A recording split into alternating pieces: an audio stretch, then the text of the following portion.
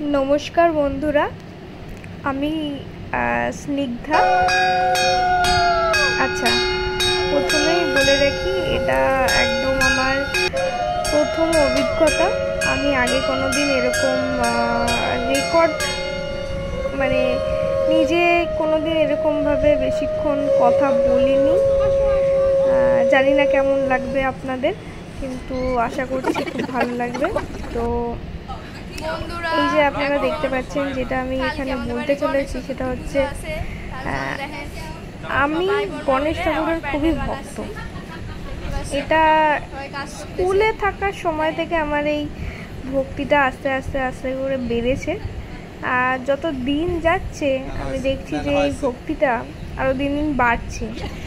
আর আমি অন্যান্য ঠাকুরেও বিশ্বাসী, কিন্তু গণেশ ঠাকুরের প্রতি আমার একটা আলাদা ভক্তি আছে। কেন জানি না,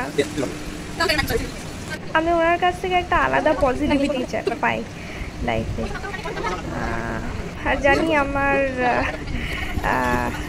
যে কথাগুলো বলছি হয়তো আমি একদম পারফেক্ট বাংলা ভাষায় বলতে পারছি না, বা হয়তো অনেক চুরিও পাঠিয়ে ফেলছি। হয়তো যেটা আগে বলা উচিত সেটা পরে বলছি, যেটা পরে বলা উচিত সেটা আগে বলছি। আবার আমি একটু তোতলাও আছি, মানে আসলে আমি খুব স্ট্যামার করি, তো সেটারও প্রবলেম হতে পারে। কিন্তু আমি বলবো তাও মানুষ তো প্রথমেই একদম পারফেক্ট হয়ে ওঠে না কোনো কিছু। এই দেখুন এইমাত্র আমি তো মানুষ ধীরে ধীরে ধীরে ধীরে কাজটা করতে করতে ওটাতে পারদর্শী হয়ে ওঠে। তো এই যে ব্লগটা হবে বা আপনারা দেখতে চলেছেন, এটা হচ্ছে আমার বাড়িতে আমি কিভাবে গণেশ চতুর্থী পুজোটা আমি পালন করেছি। তো প্রথমেই আমি যেটা দিয়ে শুরু করেছিলাম যে আমাদের বাড়িতে প্রতি বছর বলতে গেলে কোভিডের আগে থেকে, মানে 2019 সাল থেকে আমি এই গণেশ পুজোটা শুরু করি। তো এই বিগত এই কবছর ধরে আমার বাড়িতে মোটামুটি ছোট করেই ঘরোয়া পুজো হিসেবেই করা হতো। কিন্তু এই বছর হঠাৎই আমার মনে হলো না যে এই পুজোটা আমি যখন এত ভালোবাসি তাহলে এটা একটু ভালোভাবে একটু পালন করলে ভালো হয়। ভালোভাবে বলতে একটু সামান্য একটু বাড়ির বাইরে প্যান্ডেল করে এরকম করলে ভালো হয়। তো প্রথমেই আমার একটা ইয়ে আছে যে আমার মানে এইসব জিনিসে আমার কাজ করতে আমার খুব ভালো লাগে। যে পুজোর বাজার হোক, কি রান্নার বাজার হোক, পাতা কেনা থেকে ঠাকুরের মালা কেনা, আমার সব কিছুতে একটা নিজস্ব ভক্তি নিয়ে আমি করতে ভালোবাসি। তো প্রথমেই আমি যেটা করেছিলাম, প্রথমে ঠিক হয় যে আমাদের 200 লোকের নেমন্তন্ন হবে। তো সেজন্য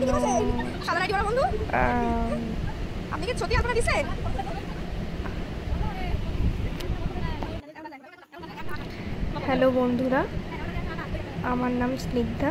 আমি আজকে থেকে একটা ব্লগ শুরু করতে চলেছি, যেখানে আমি আমার জীবনের ছোট বড় সব রকম গল্পগুলি আপনাদের সামনে তুলে ধরবো। তো এই যে ভিডিওটা, এটাতে আপনারা দেখতে পারবেন আমার বাড়ির গণেশ পুজো কীভাবে সেটা আমি আয়োজন করেছি। তো এখানে ফার্স্টেই দেখতে পাচ্ছেন যে আমি এবং আমার ভাই বোনরা এবং আমার ছোটো কাকা মিলে প্যান্ডেলটা তৈরি করছি। এটা অনেক রাত পর্যন্তই আমরা এই প্যান্ডেলটা করেছিলাম। প্রায় ভোর 3টে বেজে গেছিলো। প্যান্ডেলটা শেষ করে আমরা সবাই ঘুমাতে চলে গেছিলাম, এবং তারপরের দিনই আমরা সকালবেলা উঠে তাড়াতাড়ি পুজোর জন্য রেডি করার পর ঠাকুরমশাই এসে পুজো করেন। পুজো করার পর আমরা প্রথম ম্যাচেই খেয়ে নিই।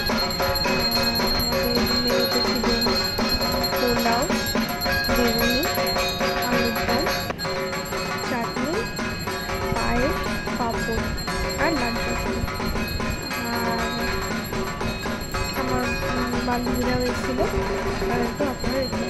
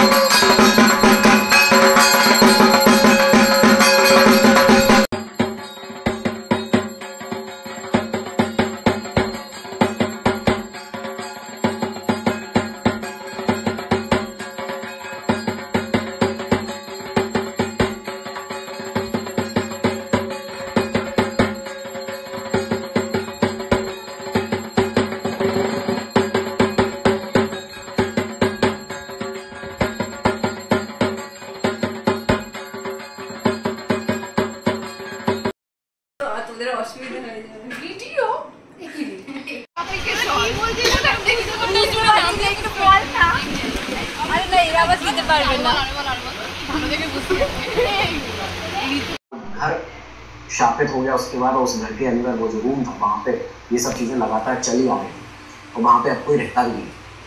तो ये जो पैरानॉर्मल एक्टिविटीज़ थी, ये एक अकेला ऐसा इंसिडेंट हुआ है जो गवर्नमेंट रिकॉर्ड्स में स्पेन के वहाँ पे ऑफिशियली रजिस्टर्ड है। और साथ ही इसके पूरे इस केस के ऊपर एक मूवी बनी है। कौन क्लास आपका?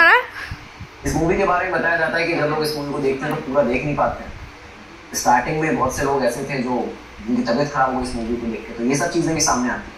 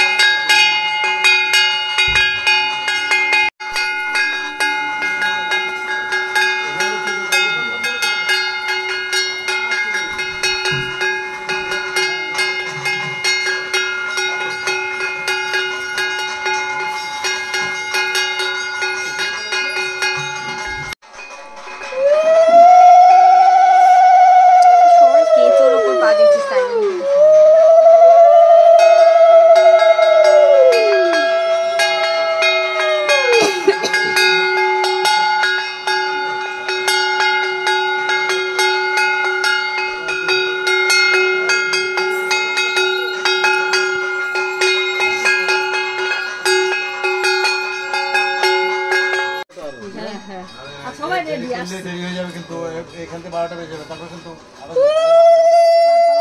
যাওয়া আছে।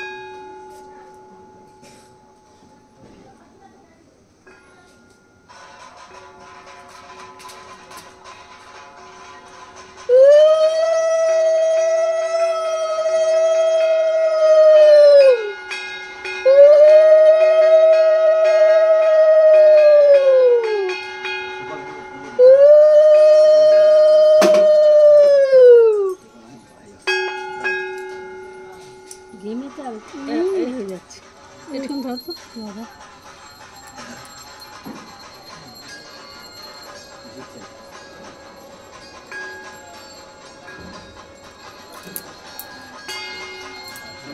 আপনার দাদা নাকি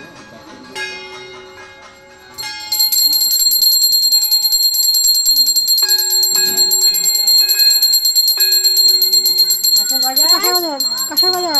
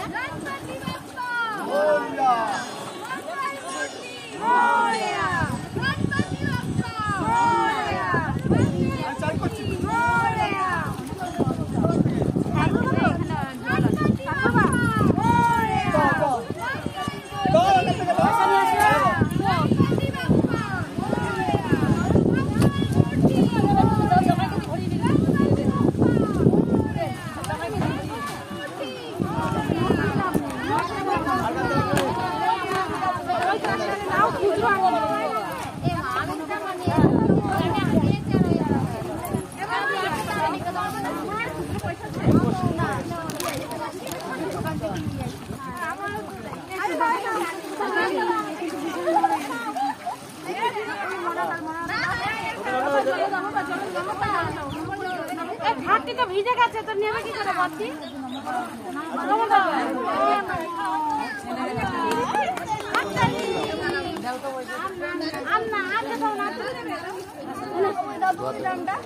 আমাদের দুটো জল ভরে দিবে কেউ